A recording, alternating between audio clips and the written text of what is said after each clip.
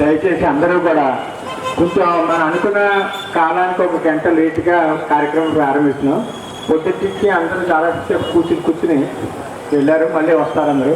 వారిని గత 3 నెలల నుంచి నేను చాలా రిక్వెస్ట్ చేశాను, ఎలాగైనా మీరు ప్రవచనం ఇక్కడ మాకు పెట్టాలని, మా కార్యక్రమాన్ని కూడా ఇచ్చేయాలని చెప్పి వారిని రిక్వెస్ట్ చేస్తే అది భగవత్ సంకల్పం అనుకోకుండా ఆయన అమెరికా ప్రోగ్రాం పోస్ట్ పోన్ అయింది.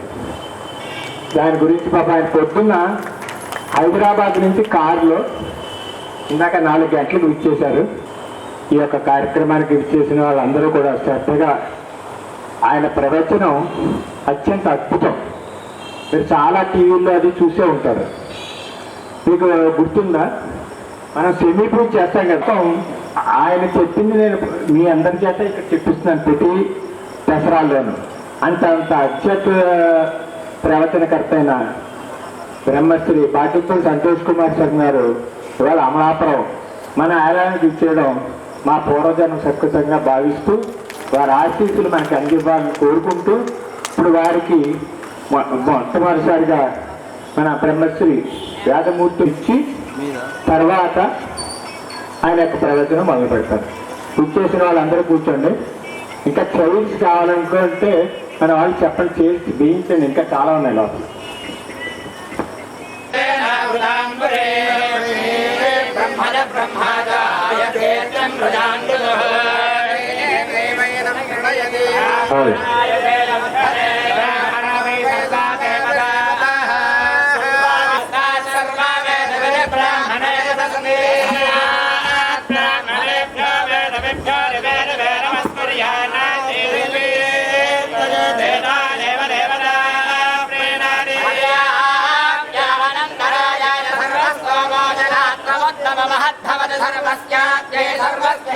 सर्वमेव तेनाप्नोति सर्वं जयति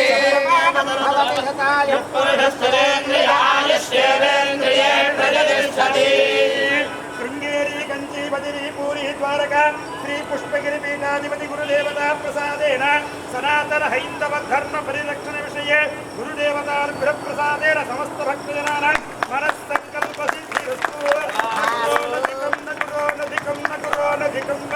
शिवाय गुरवे नमः।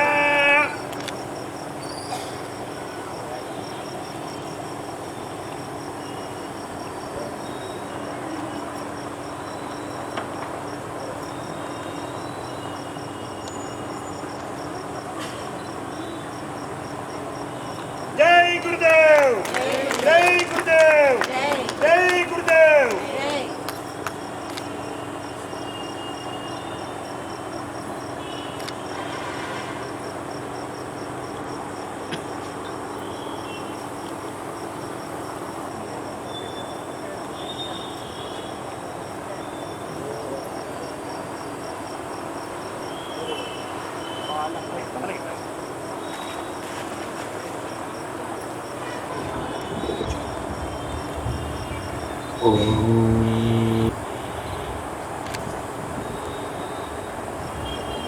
శరదిందు వికాస మందహాసాం స్ఫురదిందేవర లోచనాభిరామా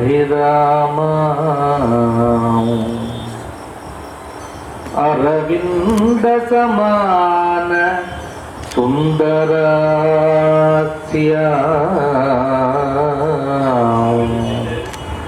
అరవిందాసన సుందరీం ఉపాసే.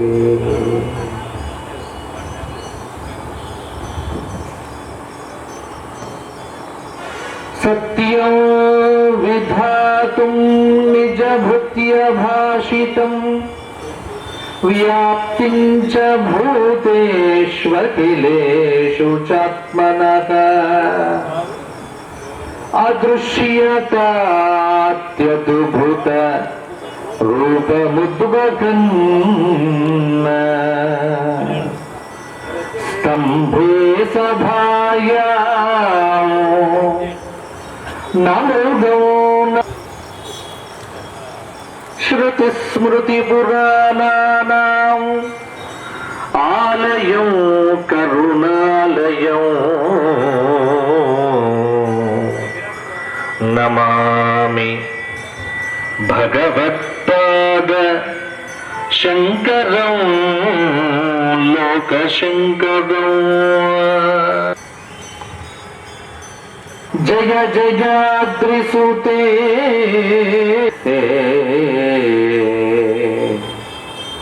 జయ జయ చిద్గగన కౌముదీధారే.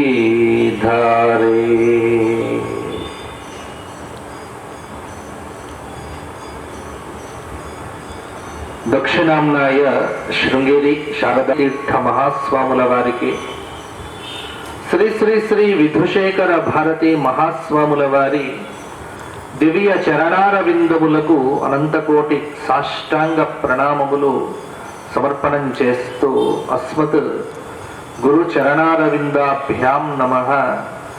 ధర్మపురి లక్ష్మీ నృసింహ పరబ్రహ్మణే నమో నమః. ధ్యానం అందరూ చెప్పండి నాతో పాటు. శ్రీ గణేశాయ నమః. శ్రీమాత్రే నమః. శ్రీపాద శ్రీవల్లభ శ్రీ గురు దత్తాత్రేయ సద్గురు పరబ్రహ్మణే నమః. వసుదేవసుతం దేవం రామనామ వరాననే శ్రీ వెంకటేశ చరణం శరణం ప్రపద్యే. విశ్వేశం మాధవం డుంఢ్యం దండపిరవం వందే కాశీం గుహాం గంగాం భవానీం మణికర్ణికాం.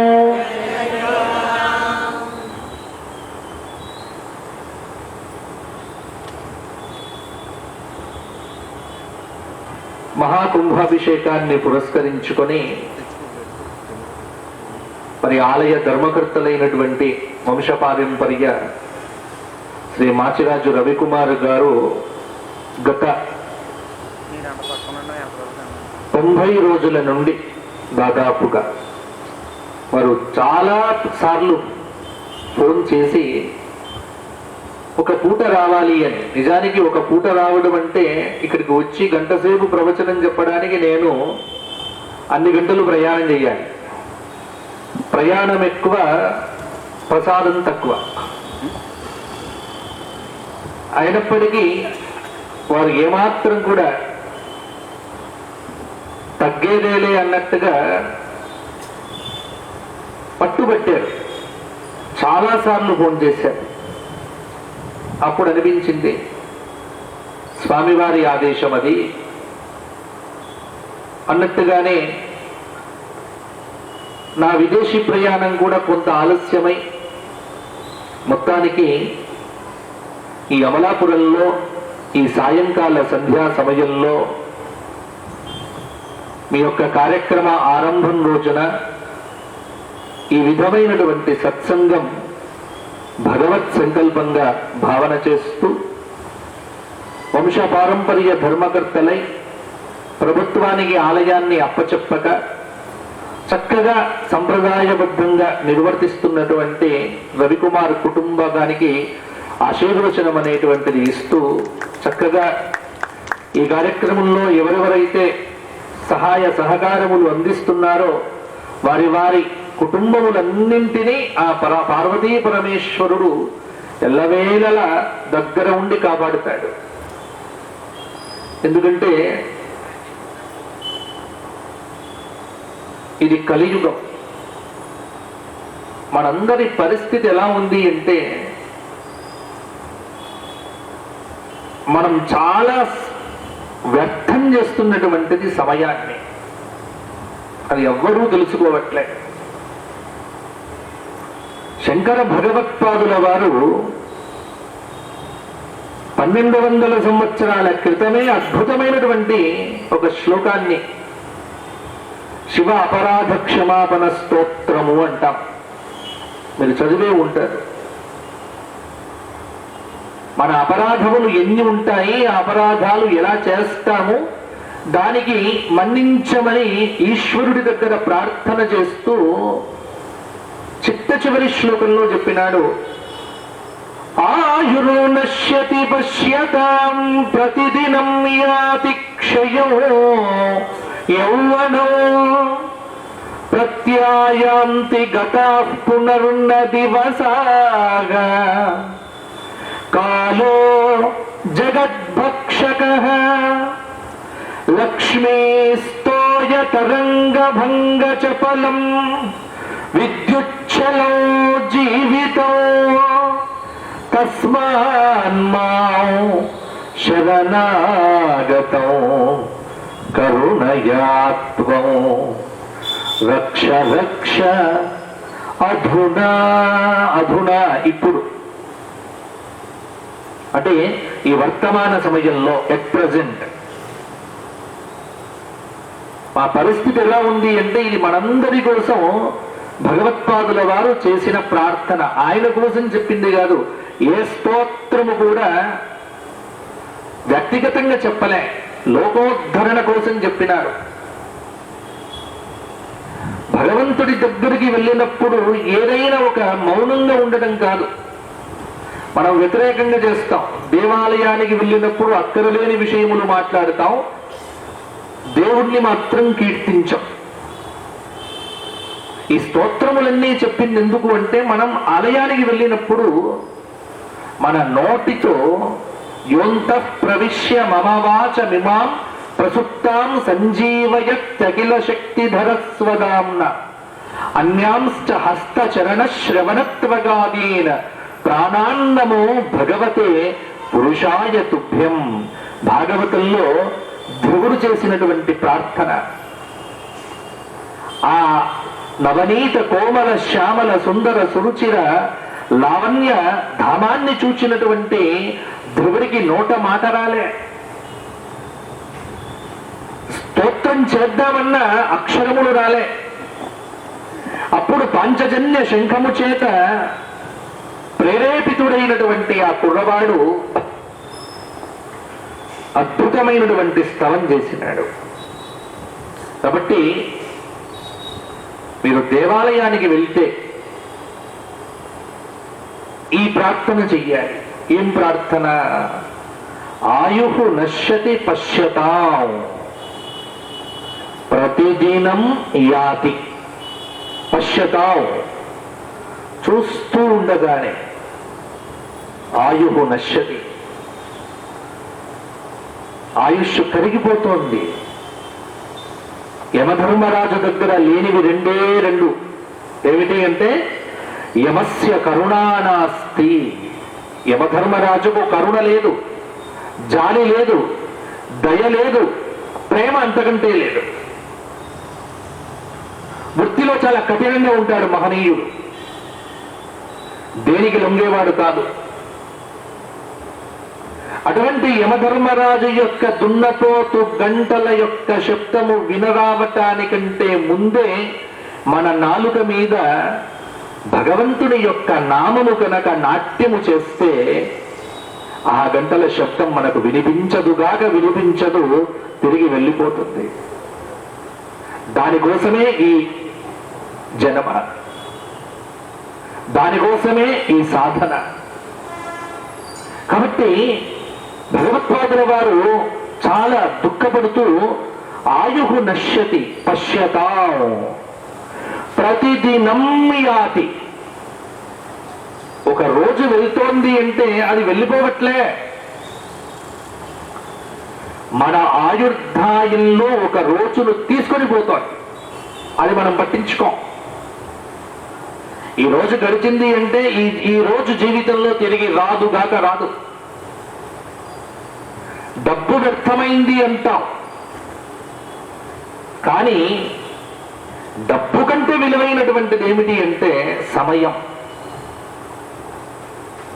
ఈ సమయం మీకు జీవితంలో తిరిగి రాదండి. ప్రత్యాయాంతి గతాః పునః న దివసాః కాలః జగద్భక్షకః. ఈ కాలం అన్నింటినీ భక్షిస్తుంది. మీకు అందరికీ తెలుసు కాలం యొక్క అనుగ్రహం. ఓడలు బండ్లవుతాయి, బండ్లు ఓడలవుతాయి. పేదవాడు ధనవంతుడవుతాడు, ధనవంతుడు పేదవాడు అవుతాడు. ఒకసారి రాజ్యంలో కూర్చున్నవాడు ఇప్పుడు కింద పడతాడు, ఇప్పుడు కింద ఉన్నవాడు మరలా రాజ్యం ఎక్కుతాడు. అన్నింటినీ తీర్చేది కాలమే. ఆ కాలాన్ని తన అధీనంలో పెట్టుకున్నటువంటి వాడు ఒకే ఒక్కడు ఈ జగత్తులో, ఆయనే ఈశ్వర, పరమేశ్వర. కాబట్టి కాలానికి నాయకుడు, కాలపురుష పరివారానికి దేవత ఆ శంకరుడు. కాబట్టి ఆయన అనాది. శివ సహస్రనామ స్తోత్రంలో స్థిర ప్రభు అని మొదలవుతుంది. శివ సహస్రం అంటే స్థిరమైనటువంటి వాడు అక్కడ మొదలవుతుంది. ఎలా అంటే మనమందరం అస్థిరులం. 2026లో ఇలా మనమందరం కూర్చొని ఈ రోజున ఇక్కడ ఉన్నాం. 2027లో ఉంటామా, 28లో ఉంటామా, 29లో ఉంటామా అంటే ఎవరైనా గ్యారంటీగా చెప్పగలరా? మేము ఉంటామండి, ఇక్కడే ఉంటాం. 2060లో కూడా మేము ఇలాగే ఉండగలుగుతాం చెప్పగలమా? చెప్పలేం. 2060 వరకు అక్కర్లే, రేపటితో కూడా తెలియదు. ఇది సత్యమే. సత్యం కఠినంగా ఉంటుంది, చేదుగా ఉంటుంది, భరించడం కష్టం. అబద్ధం మోహపెడుతుంది, ఇష్టపెడుతుంది, కష్టపెడుతుంది. కాబట్టి ఏం చెయ్యాలి అంటే ఒకటే మాట, కాలో జగద్భక్షకః లక్ష్మీ స్తోయ తరంగభంగ చపలం విద్యుచ్చలం జీవితం తస్మాత్ మాం శరణాగతం కరుణయాత్మం రక్ష రక్ష. ఆయనను ఆశ్రయించడం తప్ప ఇంకొకటి లేదు. మనకేంటంటే టైం ఉంది కదా, ఇలాగే అనుకున్నాడు పరీక్షణ్ మహారాజు కూడా. కానీ సమయం వచ్చింది. 7 రోజుల్లో నువ్వు పోతావని వర్తమానం పంపించాడు శృంగి.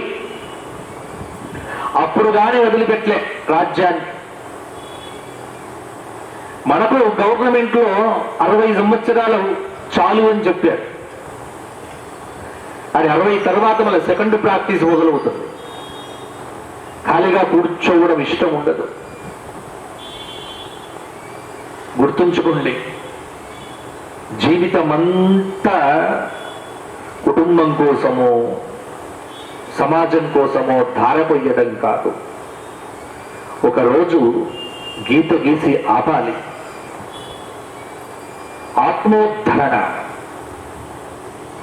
చాలా మంది ఏం చేస్తారు అంటే, ఎవరో గొప్పవారు వచ్చారు, ఎవరో పెద్దవారు వచ్చారు, స్వామీజీలు వచ్చారు అని వారి వెంట తిరుగుతూ తిరుగుతూ గుర్తుపెట్టుకోండి, భారతీయ తీర్థ స్వామివారు, విధుశేఖర భారతీ స్వామివారు, కంచి పరమాచార్యుల వారు, వారి ఉపదేశాలు వినండి మీరు. ఆశ్రమాల చుట్టూ తిరగకూడదు, ఒకటి గుర్తుపెట్టుకోండి. ఆశ్రమాల చుట్టూ తిరగడం కంటే మీ ఇంట్లో కూర్చొని ఆత్మోద్ధరణ కోసం సాధన చెయ్యటమే ఉత్తమోత్తమైనటువంటి పని. ఇది చాలా వరకు తెలుసుకోవట్లేదు. ఎవరో నన్ను ఉద్ధరిస్తాడు, ఎవడు ఉద్ధరిస్తాడు? మీ డబ్బుతో తప్ప ఇంకేం వద్దు ఎవరికి. కాబట్టి ఎవరో పిలుస్తారు, ఎవరో చేస్తారు, వద్దు. ఉద్ధరేత్ ఆత్మన ఆత్మానం. అందుకే సాధన ఎలా చెయ్యాలి? సాధన భగవంతుడి యొక్క శక్తి ఎంత గొప్పది అంటే కర్మను కూడా మార్చగలుగుతుంది. నీ వల్ల ఉపయోగం ఉంది అంటే నీవు బతుకుతావు. నీ వల్ల నిరుపయోగము అంటే ప్రకృతి కూడా తీసుకుపోంటుంది. మీ అందరూ రోజు చూస్తున్నారు, ఇక్కడ బృందావనంలో ఆయన పేరు మీ అందరికీ తెలుసు, ప్రేమానంద్ మహారాజ్.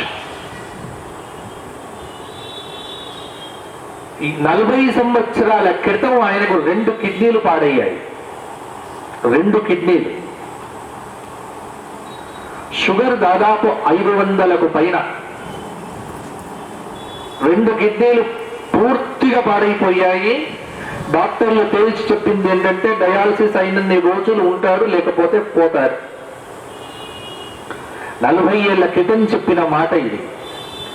ఇప్పటికీ ఆయన ప్రతిరోజు బృందావనంలో ఉదయం పూట బృందావన పరిక్రమ చేస్తూ భక్తులందరికీ రాధా మంత్రోపదేశం చేస్తూ ఈ వయస్సులో కూడా తిరుగుతున్నారంటే కారణం ఏమిటి అంటే, ఇప్పుడు మీరు గ్రహించుకోవాలి, భగవంతుడి యొక్క అనుగ్రహం ఉంటే రోగం కూడా యోగం అయిపోతుంది. రోగం ఏం చెయ్యదు, ఆ రోగాన్ని యోగంగా మార్చుకున్నవాడే యోగి. మనమేమిటి అంటే రోగాన్ని భోగంగా మార్చుకుంటాం. ఆ రోగం భోగంగా మారి తీసుకుపోతుంది. కాబట్టి భగవంతుడి యొక్క నామం సర్వోత్కృష్టమైనటువంటిది. ఎప్పుడు నీవు శరణాగతుడై ఆయనను ఆశ్రయించాలి. శరణాగతుడై ఒక్కటే. అందుకే సకృదేవ ప్రపన్నాయ తవాస్మీతి చ యాచతే అభయం సర్వభూతేభ్యః దదామి ఏతద్ వ్రతం మమ. రామావతారంలో యుద్ధకాండలో రాముడు చెప్పినటువంటి శ్లోకం ఇది. ఏమిటి దీని యొక్క తాత్పర్యం? సకృదేవ మాటి మాటికక్కర్లే, సకృదేవ అసకృత మాస్తు. ప్రారంభం ఈరోజు శత్రువుల పార్టీ నుంచి ఒక ఆయన వచ్చి ఆశ్రయించాడు. పార్టీ ఫిరాయింపులనే ఇవాళ కొత్తగా వచ్చినాయి కాదు, రామాయణ కాలం నుంచే మొదలైంది.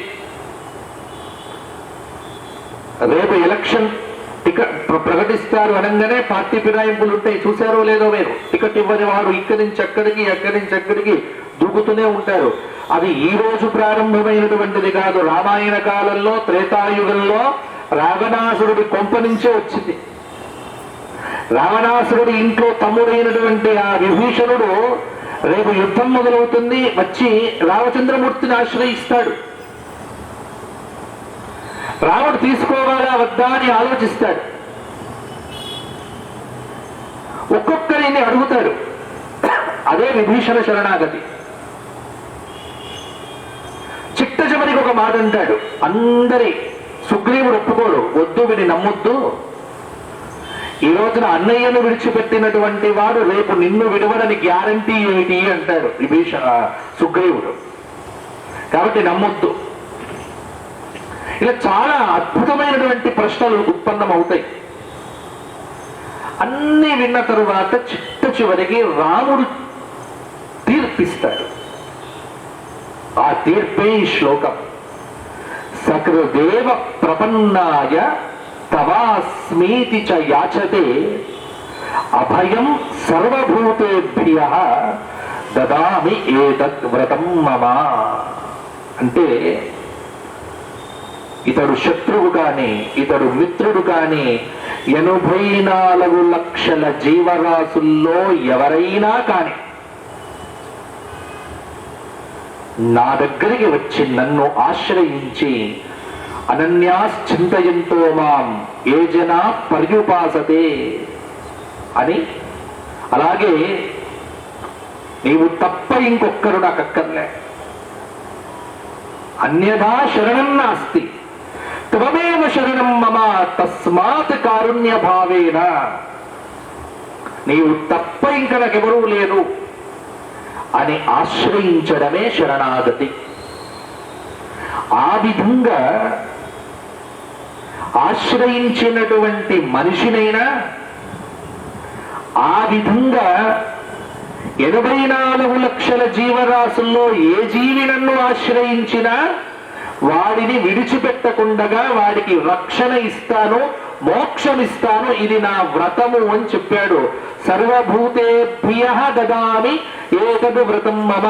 సమస్త భూతముల నుండి నిన్ను కాపాడుతా, సమస్త భూతములను నిన్ను కాపాడుతా. ఇది రామావతారంలో భగవంతుడి యొక్క ప్రతిజ్ఞ. అక్కడే కాదు, ఈ రోజుకు అలాగే ఉన్నాడు.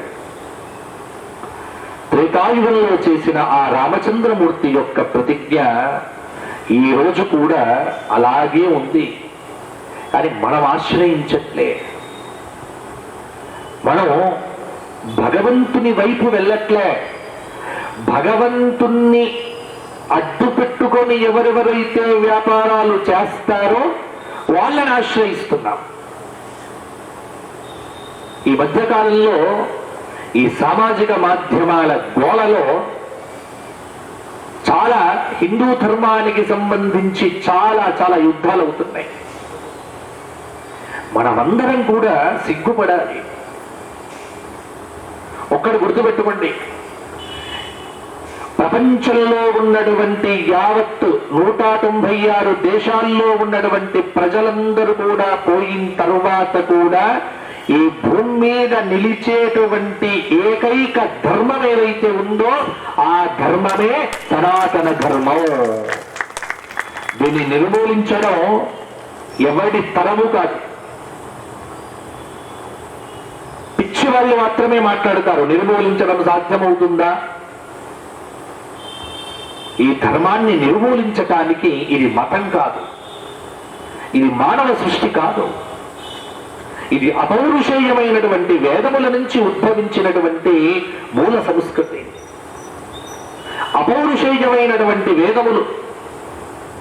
వేదములకు కర్త లేడు, వేదములకు ఒక రైటర్ లేడు,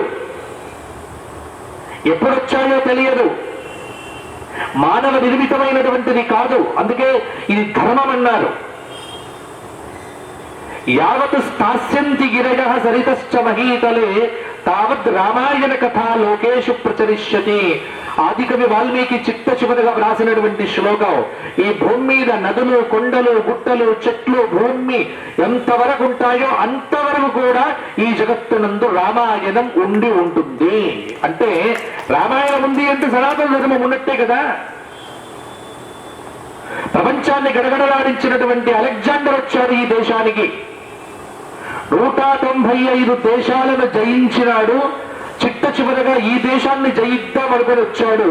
కానీ ఈ దేశానికి వచ్చి చిట్ట చివరికి ఒక యోగి చేతిలో పరాభవింపబడి అద్భుతమైనటువంటి జ్ఞానాన్ని పొంది ఈ దేశాన్ని నేను ఏమీ చెయ్యలేను, ఎందుకంటే ఈ దేశం భౌతికమైనటువంటి శక్తి మీద ఆధారపడినటువంటి దేశము కాదు, ఇది అలౌకికమైనటువంటి మేధస్సు మీద ఆధారపడినటువంటి భగవంతుడి యొక్క ధామము అని ఇతర మతస్థుల్లో ఉన్నటువంటి అలెగ్జాండర్ ఈ దేశానికి వచ్చి జ్ఞానోదయమైపోయి ఈ దేశం నుంచి వెళ్ళిపోతూ మధ్యలోనే శరీరాన్ని వదిలిపెడుతూ ఆ వదిలిపెట్టేటప్పుడు తన యొక్క శిష్యులకు చెప్పినటువంటి ఒకే ఒక్క మాట ఏమిటి అంటే, ప్రపంచాన్ని గడగడలాడించినటువంటి అలెగ్జాండర్ కూడా ఈ భూమి మీద నుంచి ఏమీ తీసుకుని వెళ్ళటం లేదు. 2 చేతులు నావి పైన పెట్టి నా సమాధి పూడ్చండి, ఎందుకంటే ఖాళీ చేతులతోనే ఈ భూమిని వదిలిపెట్టి వెళ్ళిపోతున్నాడు విశ్వ విజేత అయినటువంటి అలెగ్జాండర్ అని చెప్పితే, ఆ జ్ఞానం ఎక్కడిది అంటే, ఆ జ్ఞానము ఈ మట్టి మీద అడుగు పెట్టిన తత్క్షణంలో ఆ అలెగ్జాండర్ కు కలిగినటువంటి జ్ఞానం. ఇది ఈ దేశము యొక్క గొప్పతనం, ఈ దేశపు సంస్కృతి, ఈ దేశపు వైభవం ఇక్కడ ఉన్నవారు అర్థం చేసుకోవట్లే, ఇతరులు అర్థం చేసుకుంటున్నారు. మనకేమిటి అంటే కంటికి కనిపించేదే సత్యం కాదు కాదు కాదు, అలౌకికమైనటువంటి శక్తులు ఎన్నో ఉన్నాయి. ఇక్కడ మీరు చేసేటువంటి ప్రతిష్ట, దాన్ని నేను అత్యద్భుతంగా మీకు సైంటిఫిక్ గా పూర్తిగా నేను నిరూపించగలను, కానీ ఇది ఫిజిక్స్ క్లాస్ కాదు, ఇది కెమిస్ట్రీ క్లాస్ కాదు. ఇది ప్రతి దానికి సైన్స్ ను ముడిపెట్టకండి. ఆ రాజగోపుర నిర్మాణము, ఆ గర్భాలయ నిర్మాణము, ఆ మధ్యలో ఉన్నటువంటి నందీశ్వరుడు, దానికి ఉన్నటువంటి తాళ ప్రమాణాలు, ఇవన్నీ కూడా చూసుకుంటే ఒక అద్భుతమైనటువంటి ఒక శక్తి వలయం. ఇక్కడ చూడండి, ఈ దేవాలయాలు మానవుల యొక్క కర్మను మార్చటానికి వచ్చినటువంటి దివ్య ధామాలు. మనం వాడుకోవట్లే, మనం ఉపయోగించుకోవట్లే. తప్పెవరిది? మనదే. ఎందుకంటే ఇతర మతస్థులందరూ బానే ఉన్నారు, మనం ఎంతసేపు వాళ్ళ మీద పని ఏడుస్తాం. వాడొచ్చి మమ్మల్ని చెడగొట్టాడు, వాడొచ్చి మమ్మల్ని చెడగొట్టాడు. ఇంకొకరు చెడగొడితే చెడిపోయేంత బలహీనమైనటువంటి వ్యక్తి హిందువు ఎప్పుడు కాడు కాడు కాడు. గుర్తుపెట్టుకోండి, ఎప్పుడు కాడు. ఎలా అవుతాడండి? వాడు మారుతున్నాడంటే వాడి లోపల సరి అయినటువంటి శిక్షణ లేదు, ఇవ్వలేదు అని అర్థం చేసుకోవాలి. కాబట్టి సమస్య చెబుతున్నారు చెబితే సమస్యకు పరిష్కారం ఏమిటి అని ఎవరు ఆలోచించట్లే. దీన్ని ఆలోచించాలి. కాబట్టి ఇప్పుడు మేము లేకపోతే ఇంకొకరు ఓ పీఠాధిపతులు ఎవరు కూడా ధర్మాన్ని ఉద్ధరించటం. అందుకే ఇప్పుడు చాలా మంది మమ్మల్ని గురించి కూడా ధర్మాన్ని ఉద్ధరించటానికి మేము ఎవరు రాలే. మా గురువు గారు ఎప్పుడు మల్లాది చంద్రశేఖర శాస్త్రి గారు ఎప్పుడు చెప్పేవారు, అరే ధర్మాన్ని ఉద్ధరించడానికి మనం ఎవ్వరం అవతార పురుషులం కాదురా, ఈ భూమి మీదికి వచ్చి ధర్మాన్ని పాడు చెయ్యకుండా వెళ్ళిపోతే చాలురా అన్నాడు. అంతే, మనం ఎవరం ఈ ధర్మాన్ని భ్రష్టు పట్టించకుండా ఉంటే చాలు. కాబట్టి తెలుసుకోవలసినంత ఆధ్యాత్మిక విజ్ఞానాన్ని మనం తెలుసుకోవట్లే. కైలాస మానస సరోవర యాత్ర చేస్తారు చాలా మంది. ఆ కనిపించేటువంటి కొండ ఈశ్వర స్వరూపం. ఇవి ఎన్ని అద్భుతాలు దానిలో దాగున్నాయి. ఎవరెస్ట్ శిఖరాన్ని ఎక్కగలుగుతున్నారు కానీ మౌంట్ కైలాసుని ఎవరు ఎక్కట్లేదు. ఎందుకు? ఈ రోజుకు 196 దేశాల్లో రష్యా వాళ్ళు చాలా సార్లు ప్రయత్నం చేసి సగం దూరం వెళ్ళొచ్చారు. వెళ్ళొచ్చిన తర్వాత వారికి ఏమి అర్థం కాలే. కొంతమందికి శరీరాలు పెరిగిపోయాయి, గోర్లు పెరిగిపోయాయి. ఒక అద్భుతమైనటువంటి శక్తి, దైవశక్తి. ఈ దేశం ఎన్నో సవాళ్లను ఎదుర్కొన్నది, ఎన్నో రాజుల యొక్క దారులకు గురైపోయింది. ఈ దేశము నుండి సంపదను ఇష్టమున్నట్టుగా కొల్లగొట్టారు.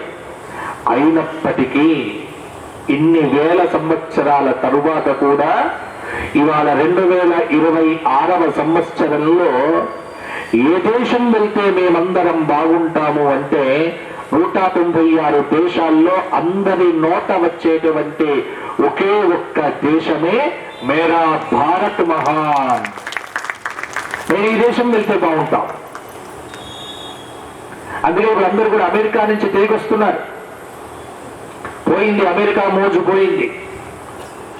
ఇప్పుడు చూడండి, ఒకప్పుడు అమెరికా అంటే పిల్లనిచ్చేవారు, అమ్మాయినిచ్చేవారు. ఇప్పుడు అమెరికా అంటే అమ్మాయిని అస్సలు ఇవ్వట్లే. మార్పు మొదలైపోయింది. కారణం ఏమిటి అంటే ఈ దేశ సంస్కృతి మనం అర్థం చేసుకోవట్లే. ఈ ప్రాంతం ఎంత అద్భుతమైనటువంటి ప్రాంతం. అమలాపురం అంటే కోనసీమ అంటే ఇది దేవతల సీమ. ప్రకృతి వీర విహారం చేస్తుంది. ఇక్కడ ప్రకృతి యొక్క విశ్వరూపం అనేటువంటిది ఇక్కడ దర్శించినట్టుగా ఎక్కడ దర్శించలేం. కాబట్టి ఇంత మంచి సంస్కృతిలో మనం పెరుగుతూ మనను ఎందుకు మనం గుర్తించుకోవట్లేదు?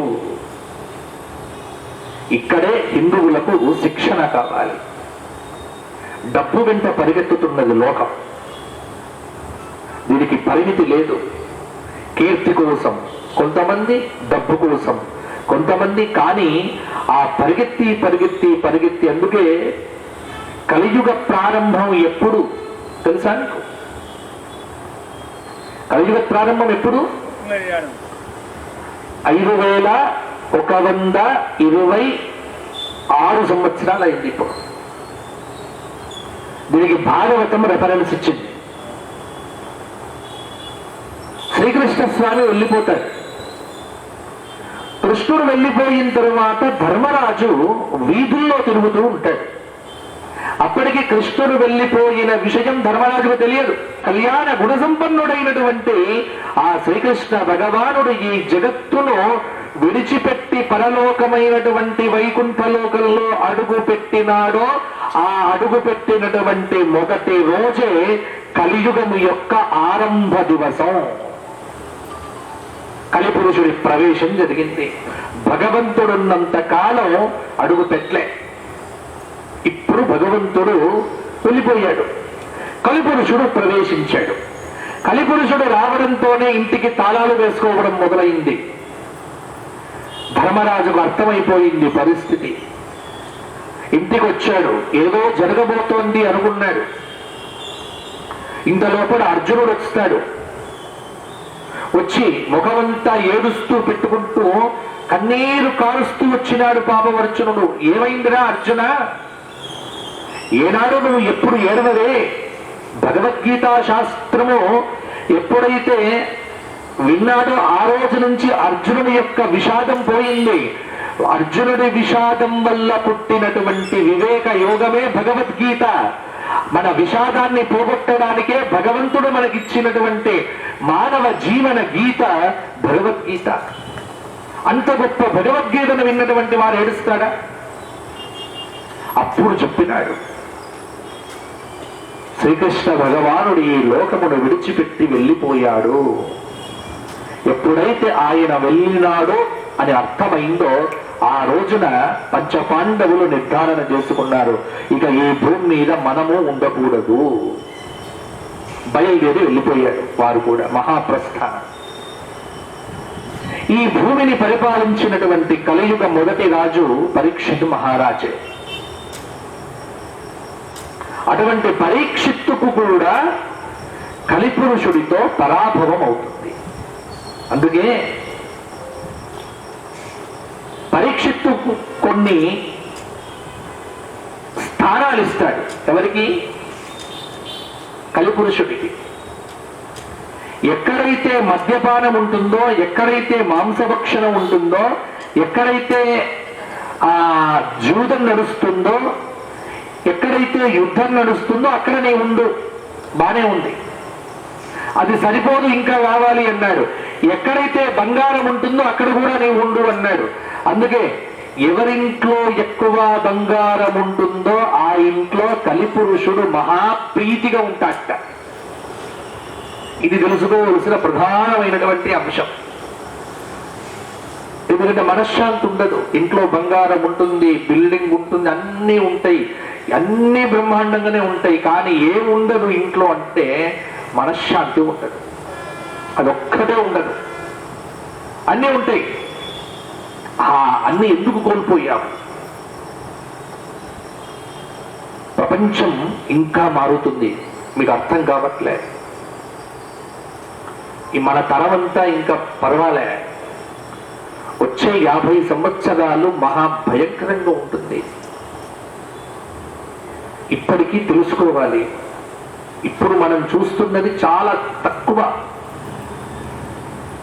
భవిష్యత్తు చాలా ప్రమాదకరంగా ఉండేటువంటి రోజులు రాబోతున్నాయి. చాలా భవిష్యోత్తర పురాణంలో వర్ణించబడినటువంటి కలియుగము యొక్క ఘటనలన్నీ కూడా నిజం కాబోతున్నటువంటి రోజులు వస్తాయి. ఇప్పుడే చూడండి, మొన్నెవరో అడిగారు బంగారం వేడు పెరిగింది అంటే ఎంత ఆనందపడుతున్నాడు, ఎందుకంటే వారి ఇంట్లో కొనిపెట్టుకున్నాడు. స్వామి బంగారం పెరిగింది కదా ఇంకెంత పెరుగుతుందంటారు అన్నాడు. ఇంకా పెరగదురా బాబు, శాస్త్రంలో ఏముందో తెలుసా మీకు? బంగారం రేటు పెరుగుతున్నది అంటే లోకంలో హింస పెరుగుతుంది అని అర్థం. బంగారం పెరుగుతుంది అంటే లోకానికి నాశనం అని అర్థం. బంగారం పెరుగుతుంది అంటే హత్యలు ఎక్కువైతాయి అని అర్థం. బంగారం పెరుగుతోంది అంటే దుష్టులు పెరుగుతారు అని అర్థం. ఇది అర్థం చేసుకోవట్లే. పెరిగింది పెరిగింది పెరిగింది, నీ మొహం పెరిగింది. దాని మీద మోహాన్ని వదిలించుకోవటమే జ్ఞానం. అందుకే గుర్తుపెట్టుకోండి, ఇది పెరిగింది అని మాత్రం మీరు ఆనందపడకండి, ఆ ఆనందంలోపే విషాదం కూడా ఉంటుంది. కాబట్టి ఒక ఆవిడ అడిగింది, స్వామి నాకు ఈ సంవత్సరం కొంత బంగారం కొంటానా? అమ్మ బంగారం కొంటానా అని అనకు, కొనలేదు కాబట్టి నువ్వు చాలా ఆనందంగా ఉన్నావు, ఇక్కడికి వచ్చావు, హాయిగా ఉన్నావు, ఇక్కడి నుంచి కూడా క్షేమంగా ఇంటికి వెళ్తావు. అది కొన్నప్పటి నుంచే నీకు అశాంతి మొదలవుతుంది. కలియుగం ఎలా ఎలా భాగవతంలో వర్ణించబడి ఉన్నదో అది సత్యం సత్యం సత్యం. దీన్ని ఎలా మనం బయటపడాలి? ఇన్ని చెబుతున్నారు, బయటపడేటువంటి మార్గం కూడా చెప్పండి అని అడగాలి. బయటపడటానికి నేను చెప్పాల్సిన మార్గం ఏం లేదు. రామాయణం చదివితే, భారతం చదివితే, భాగవతం చదివితే ఎన్ని మార్గాలు ఉన్నాయో అన్ని మార్గాలు మీకే తెలుస్తాయి. కానీ అవి చదివే ఓపికలు లేవు. ఒకప్పుడు ఈ ప్రాంతంలో భూసువారు అప్పన్న శాస్త్రి గారు గొప్ప గొప్ప పండితులు తిరిగినటువంటి ప్రాంతం. భగవద్గీతకు శంకర భాష్యాన్ని ఇక్కడే ప్రింట్ చేశారు. మొత్తం యావత్ భారతదేశంలో మొట్టమొదలు తెలుగులో ఇక్కడ బట్నవెల్లి ప్రెస్ లో ప్రింట్ చేశారు. అంటే మామూలు ప్రదేశం కాదు ఇది. భగవద్గీత లాంటి అద్భుతమైనటువంటి గ్రంథమునకు భాష్యమును ముద్రించినటువంటి, ఎందుకంటే భగవద్గీత ఎక్కడ ఉంటుందో దుఃఖం అక్కడ లేదు. కాబట్టి ఇటువంటి ప్రాంతంలో ఉండి మనం భగవద్గీత నేర్చుకోవట్లే. రామాయణం మనకు తెలియదు, భాగవతం తెలియదు. ఉదయం లేచామా, చూసామా, ప్రపంచమంతా ఒకటే, ఫోను ఫోను ఫోను, అంతే. దీనిలో మునిగిపోతున్నా. దేవాలయానికి వచ్చినా అదే, అంతే. ఒకప్పుడు దేవాలయానికి వస్తే 2 చేతుల దండం పెట్టే, ఇప్పుడు దేవాలయానికి వచ్చి దేవుణ్ణి దండం పెట్టుకోవడం కంటే ముందు దేవుని ఫోటో దిగటం, ఏ దేవాలయానికి వెళ్తే ఆ దేవాలయంలో ఫోటో కొట్టడం, ఇవన్నీ తీసుకువెళ్ళి మళ్ళీ ఇంట్లో ఒకరోజు అర్ధరాత్రి పూట గుడ్ల గూపలాగా లేచి మళ్ళా డిలీట్ చేయటం. నీ కర్మ పాడుగా ఎందుకు చెప్పు, ఇవ్వడం ఎందుకు? అంటే మానవుడు, మనమందరం ఎన్ని తప్పులు చేస్తున్నామో ఈ తప్పులను తెలుసుకుంది. స్వంత మోహాన్ని విడిచిపెట్టండి. ఉదయం పూట సాధన మొదలు పెట్టండి.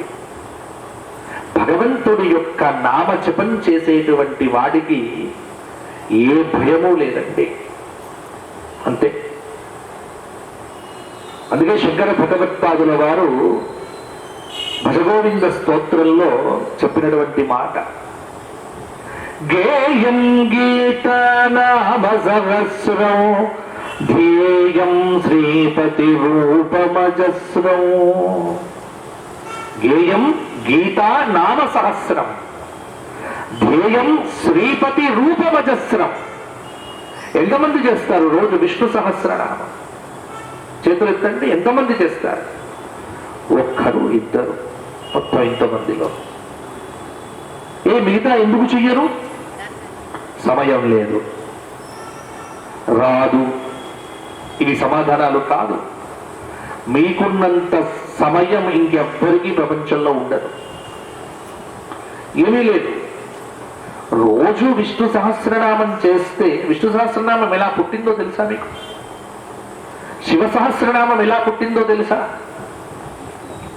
శివ సహస్రం చేసిన వాళ్ళు ఎవరైనా ఉన్నారా ఇక్కడ? శివ సహస్రనామం ఒక్కసారైనా పారాయణం చేసిన వాళ్ళు. ఎంత గొప్ప స్తోత్రం తెలుసా? కష్టాలు వస్తే జ్యోతిష్కుల దగ్గరికి పరిగెత్తడం కాదు, మా కష్టం వచ్చింది, మా కష్టం వచ్చింది అని. ఆ కష్టాలు పోగొట్టడానికి వందల కొలది ఉపాయాలు మన శాస్త్ర గ్రంథాల్లో మన పెద్దలు మనకెప్పుడో అందించి ఉన్నారు. కానీ మనం పట్టించుకోవట్లే. కొత్త మంత్రాలు వచ్చాయి, కొత్త కొత్త దేవతలు వచ్చారు, కొత్త కొత్త తాంత్రిక గ్రంథాలు వస్తున్నాయి. యూట్యూబ్లో బ్రహ్మాండమైనటువంటి మంత్రాలు మంత్రాలు మంత్రాలు. ఇవేవీ కాదు. మీకు శివ సహస్రనామ స్తోత్రం మహాభారతంలో చెప్తారు. అనుశాసన పర్వంలో ఎంత అద్భుతమైనటువంటి మాట. 2 రత్నాలు, శివ సహస్రం, విష్ణు సహస్రం, 2 మహాభారతంలోనే. విష్ణు సహస్రం చెప్పింది ఎవరు? భీష్ముడు. శివ సహస్రం చెప్పింది ఎవరు? ఉపమన్యు మహర్షి. ఎవరికి చెప్పాడు భీష్ముడు విష్ణు సహస్రం? ధర్మరాజుకు చెప్పాడు. కో ధర్మ సర్వధర్మాణం భవతః పరమో మతః కిం జపన్ముచ్యతే జంతుః జన్మ సంసార బంధనాత్. శ్రీ భీష్మమువాచ జగత్ప్రభుం దేవదేవం అనంతం పురుషోత్తమం స్తువన్నామ సహస్రేణ పురుషః సతతోత్థితః. చదవలే పూర్వపీఠిక? కో ధర్మ సర్వధర్మాణం భవతః పరమో మతః. ఈ అన్ని ధర్మములలోకెల్లా ఉత్తమోత్తమైనటువంటి ధర్మమేమిటి అని ధర్మరాజు వారి ప్రశ్న. చచ్చిపోయేవాడు ఇప్పుడు అబద్ధమాడాడు. చావు అంచుల్లో ఉన్నాడు, అంపశయ్య మీద. ఇంకొద్ది క్షణాల్లో ప్రాణం పోతుంది అని తెలుసు. ప్రాణం పోయేటువంటి వాడు ఎప్పుడు అబద్ధమాడడు. ఆ ప్రాణం పోయేటువంటి సమయంలో ఆ మహాబుద్ధిమంతుడైనటువంటి ధర్మాత్ముడైనటువంటి ధర్మ సమ్రాట్ అయినటువంటి భీష్మాచార్యుల వారు శ్రీకృష్ణ భగవానుడి యొక్క అద్భుతమైనటువంటి సౌందర్యాన్ని చూస్తూ వీక్షిస్తూ ఆయన చరణ సన్నిధిలో ఉండగా ఆయనను చూస్తూ చెప్పినటువంటి స్తుతి ఏదైతే ఉందో అదే విష్ణు సహస్రనామ స్తోత్రం. ఇదీదం కీర్తనీయస్య కేశవస్య మహాత్మనః నామ్నాం సహస్రం దివ్యానాం అశేషేణ ప్రకీర్తితం. ఆర్తాః విషన్నాః శిథిలాశ్చ భీతాః ఘోరేషు చ వ్యాధిషు వర్తమానాః సంకీర్త్య నారాయణ శబ్దమాత్రం విముక్త దుఃఖ సుఖినో భవంతి. ఎంత అద్భుతమైనటువంటి శ్లోకం. ఆర్తాః విషన్నాః, బాధ కలిగితే, రోగం వస్తే, కింద పడితే అన్నిటికీ ఒకటే పరిష్కారం చేయండి.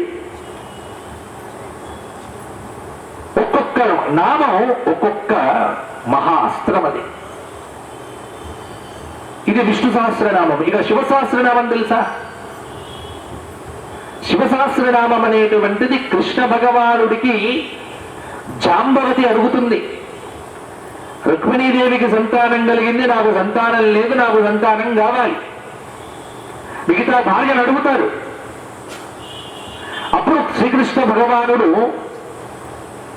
ఉపమన్యువు దగ్గరికి వెళ్ళి అడుగుతాడు, సంతానం కావాలంటే నేనేం చెయ్యాలి అన్నప్పుడు ఉపమన్య మహర్షి తాను ఎలాగైతే తండ్రి అనేటువంటి మహర్షి చేసినటువంటి ఆ శివ సహస్రనామ స్తోత్రాన్ని తన పూర్వీకుల ద్వారా తాను విన్నాడో, ఆ విన్నటువంటి శివ సహస్రనామ స్తోత్రమును మంత్రమయంగా శ్రీకృష్ణ భగవానుడికి ఉపదేశం చేస్తే, ఆ ఉపదేశం పొందినటువంటి శ్రీకృష్ణ భగవానుడు ఈ శివ సహస్రనామాన్ని అద్భుతంగా దీక్షగా ఆచరించగా, అప్పుడు ఒక్కొక్క భార్య యందు 10 మంది చొప్పున 16,000 మంది భార్యల యందు అద్భుతమైనటువంటి సంతానం కలిగి శ్రీకృష్ణ భగవానుడి యొక్క వంశమంతా తరించబడటానికి కారణమే శివ సహస్రనామ స్తోత్ర పారాయణం. ఎంతమందికి తెలిసింది? కృష్ణుడికి సంతానం ఇచ్చిన శివ సహస్రం ఈనాటి మనకి ఇవ్వలేదా చెప్పండి? సంతానం లేదు అని పోతారు, చెయ్యండి. పెళ్ళైనప్పటి నుంచి భార్యాభర్తలు ఇద్దరు కూర్చొని రోజు కూర్చొని సహస్రనామం చెయ్యండి. కాదా? ఖచ్చితంగా అవుతుంది. విశ్వాసం కావాలి. భగవంతుడు విశ్వాసానికి మాత్రమే దొరుకుతాడు. భగవంతుడు పరీక్షలకు దొరకడు. భగవంతుణ్ణి పట్టుకోవాలి అంటే అచంచలమైన విశ్వాసం. ఎప్పుడు కూడా భగవంతుడి యందు క్వశ్చన్ ఉండకూడదు. ప్రశ్న ఉంటే రాడు. మనకి వారి పనులు కావట్లేదు అంటే ప్రశ్నలవే. ఉన్నాడానే కాదు, ఉన్నాడు, ఉన్నదే ఆయన. గజేంద్రుడు కలడందురు దీనుల గద కలడందురు పరమయోగి గణముల పాలిన్ కలడందురన్ని దిశలన్ కలడు కలండనిడివాడు కలడో లేడో రాలే. కలడో లేడో అంటే రాడు. ఉన్నావా లేవా ఎందుకు? వేదాహమేతం పురుషం ఆదిత్యవర్ణం తమసపరస్తాత్ లోకంబుల లోకేశులు లోకస్తులు తెగిన తుది అలోకంబకు పెంజీకటి కవ్వల ఎవ్వండు ఏకాకృతి వెలుగు అతనినే సేవింతున్నా. ఈ జగత్తు మొత్తం పోయిన తర్వాత కూడా చైతన్య స్వరూపంతో ఉండేటువంటి కాంతి పుంజం ఏదైతే ఉందో అదే నారాయణ పరతత్వం. ఉపనిషత్తు చెప్పింది, భాగవతం చెప్పింది. కాబట్టి ఇన్ని గ్రంథాల ప్రమాణం మనకు ఉన్నప్పటికీ కూడా మనకు ఆ విశ్వాసం లేదు. విశ్వాసానికి భగవంతుడు దొరుకుతాడా? దొరుకుతాడు, ఖచ్చితంగా దొరుకుతాడు.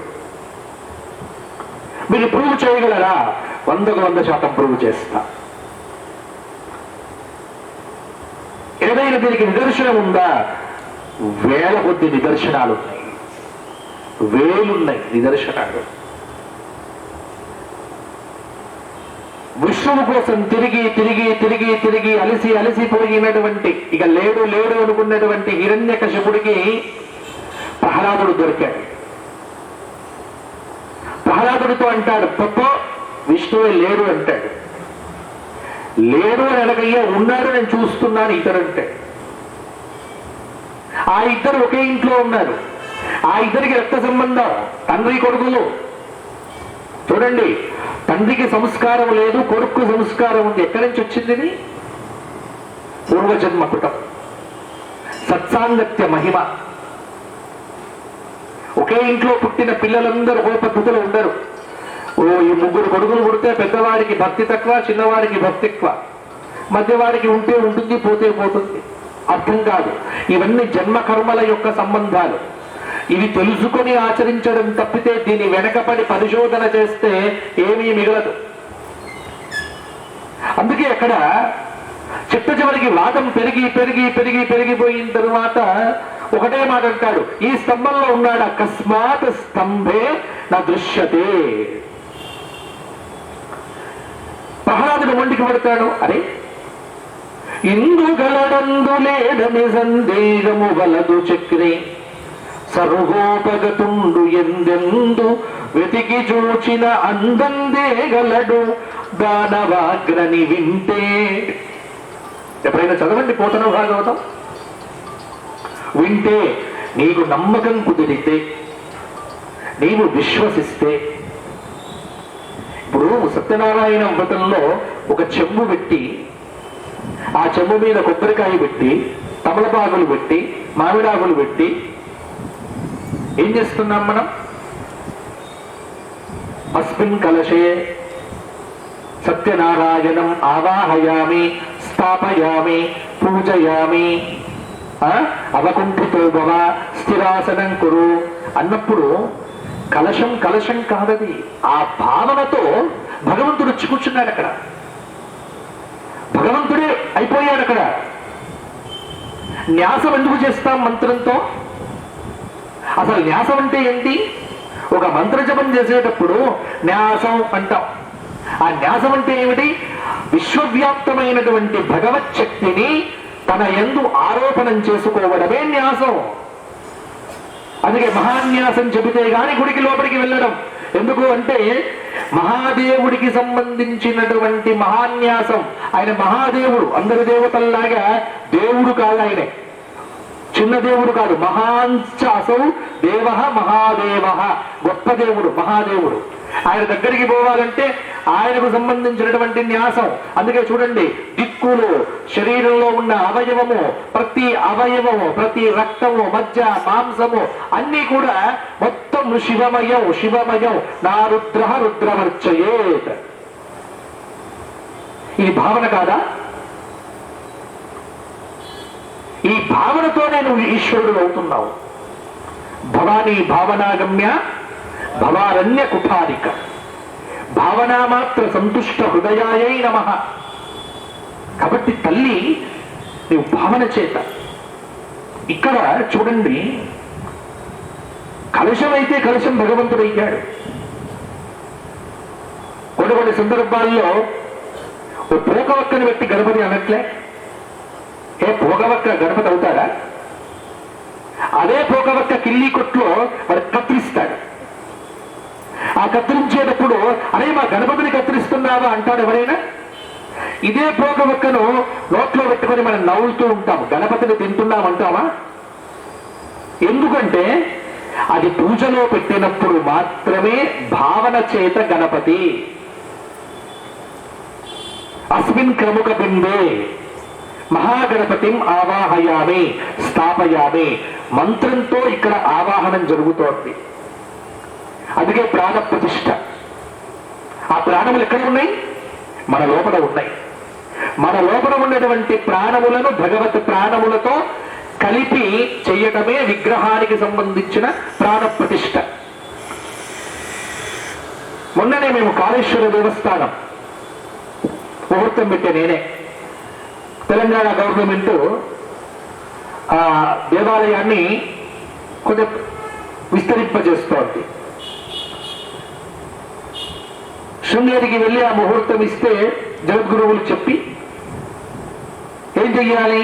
కలాప కలుషణం. ఇప్పుడు అక్కడ ఆ గుళ్ళో పూజలు ఆగిపోవాలి. ఏం చెయ్యాలి? దానికి ఒక వైదిక విధానం ఉంది. కలాప కలుషణం అంటాం. అంటే ఆ విగ్రహంలో ఉన్నటువంటి శక్తిని మంత్రముల ద్వారా 2 లింగములు ఇచ్చారు శృంగేరి స్వామి వారు. ఆ 2 లింగములకు నర్మదబాణ లింగములలో ఆవాహనం చేసి కాళేశ్వరుణ్ణి, ముక్తీశ్వరుణ్ణి వేదోక్తంగా ఇక్కడ ఆవాహనం చేసి ఆ గుడికి తాళం వేసేసి ఇక మీరు పనులు చేసుకోవచ్చు అన్నప్పుడు దైవశక్తిని ఒక చోటి నుంచి ఇంకో చోటికి మంత్రములతో ట్రాన్స్ఫర్ చేస్తున్నావు. దీన్ని వైదిక ప్రక్రియ. ఇదంతా దేని వల్ల జరుగుతోంది అంటే న్యాసము చేత, శబ్దము యొక్క తరంగముల చేత, వైదిక విన్యాసం చేత జరిగేటువంటి ఒక చక్కటి ఒక ప్రక్రియ ఇది. ఈ ప్రక్రియ వల్ల ఆ దేవతా తత్వం అనేటువంటిది ఈ 2 లింగములలో వచ్చేసింది. ఇప్పుడు అంటే భగవత్ శక్తి ఒక చోటు నుంచి ఒక చోటికి అనోరణీయాం మహతో మహీయ ఉపనిషత్తు.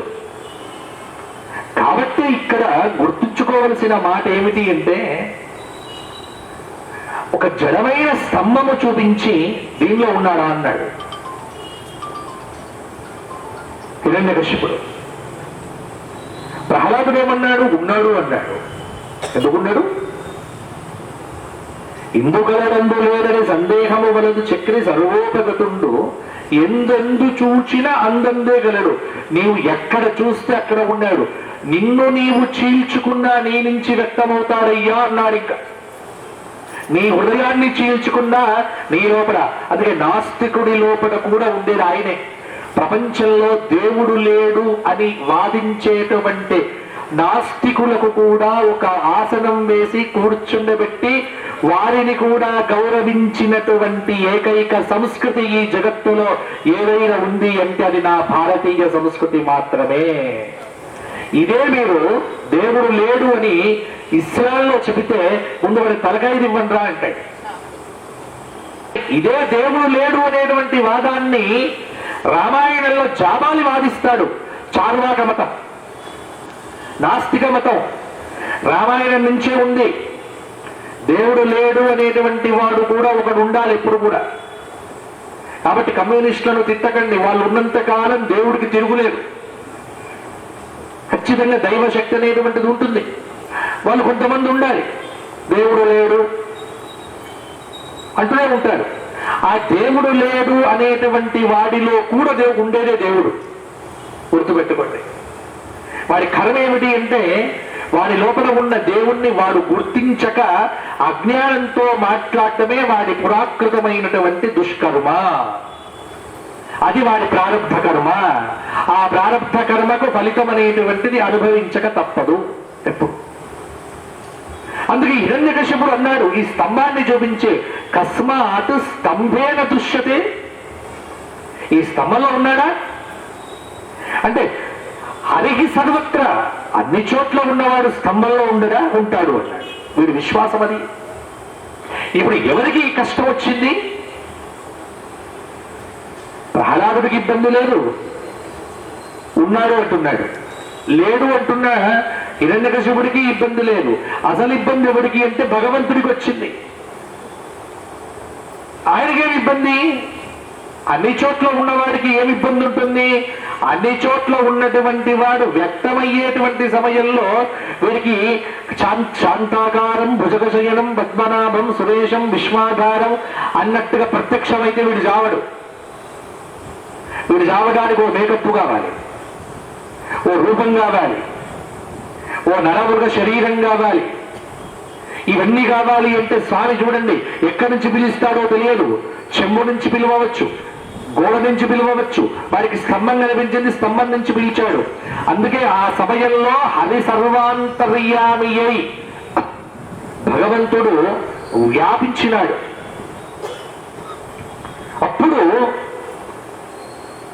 ఆ స్తంభాన్ని స్తంభం తతాడ అతి బలహ స్వముష్టిన ఒక్క గుద్దు గుద్దినాడు.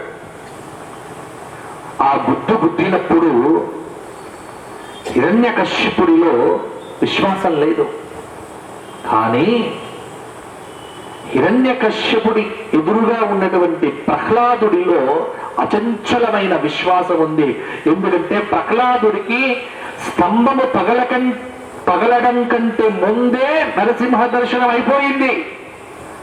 వాళ్ళందరికీ పగిలిన తర్వాత దర్శనం, కానీ పగలక ముందే స్తంభమునందు భగవద్ దర్శనం చేసినటువంటి వాడు ఎవడు అంటే వాడే ప్రహ్లాద కుమారుడండి. వాడు చూస్తున్నాడు, భక్తుడు ఇలా ఉంటాడు,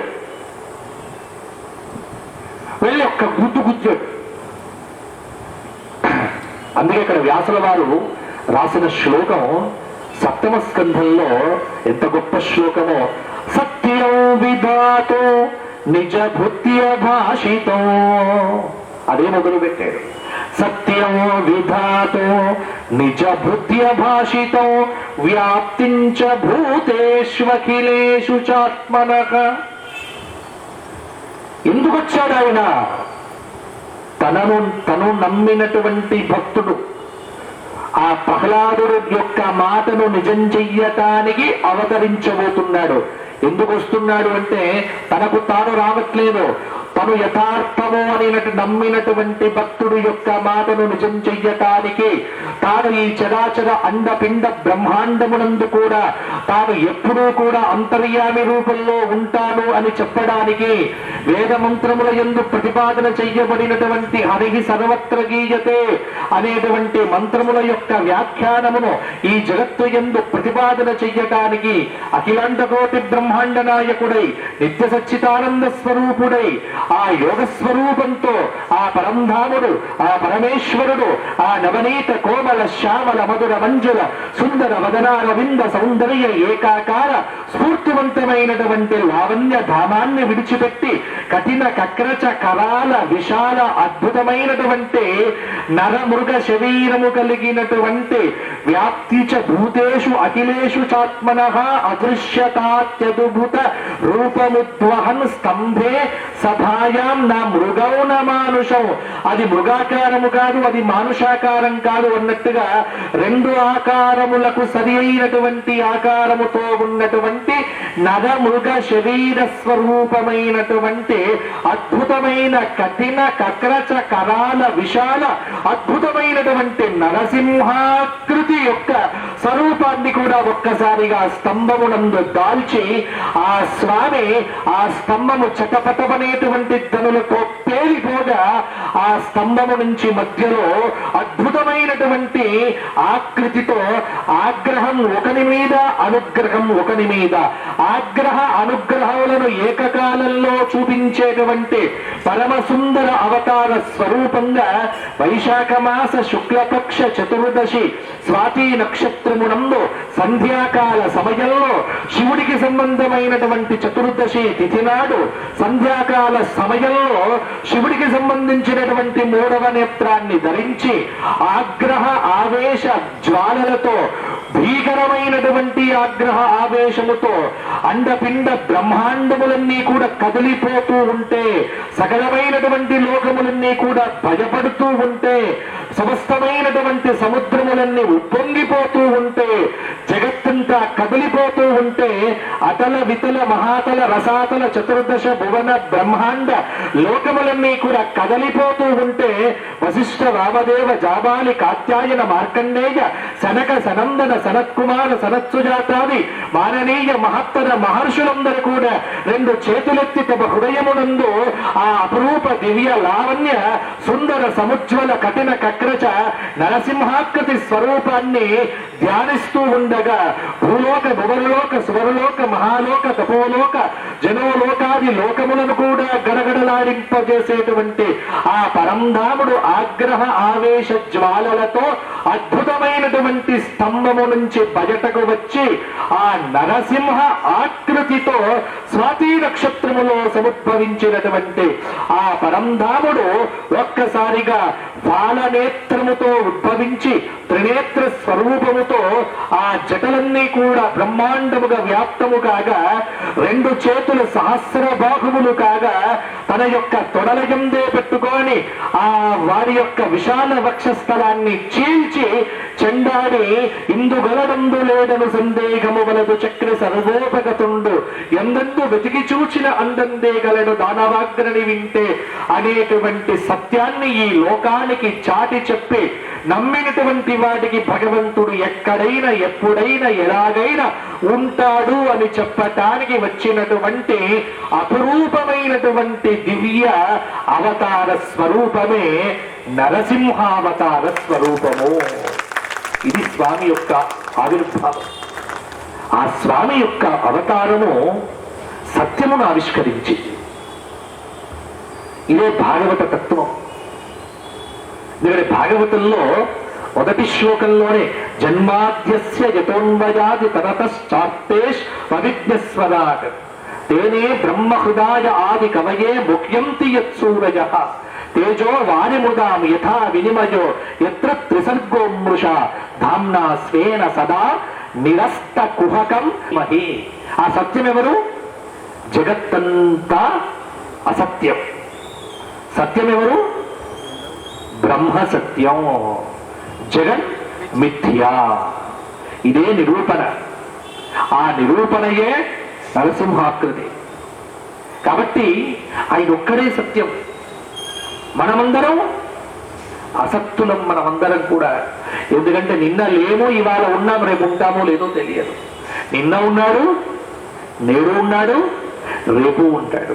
ఇలా మల్లికార్జునుడి యొక్క ఆ దూతలైనటువంటి మొత్తం మంది ఎవరు అంటే భూత ప్రేత పిశాచాలన్నీ, మొత్తం గణాలన్నీ శివుడి యొక్క ప్రమద గణాలన్నీ వంటలు చేసి వడ్డించాయట. ఆ వడ్డన చేయటానికి ప్రమద గణాలు, వంటలు వండటానికి ఎవరు అంటే సాక్షాత్తు అన్నపూర్ణే సదాపూర్ణే శంకర ప్రాణవల్లభే. ఆ అన్నపూర్ణాదేవి వచ్చి వంటలు చేసింది. అందుకే అక్కడ వర్ణిస్తారు. కుమారధార కీర్తనలో సాంబారు పెట్టారు,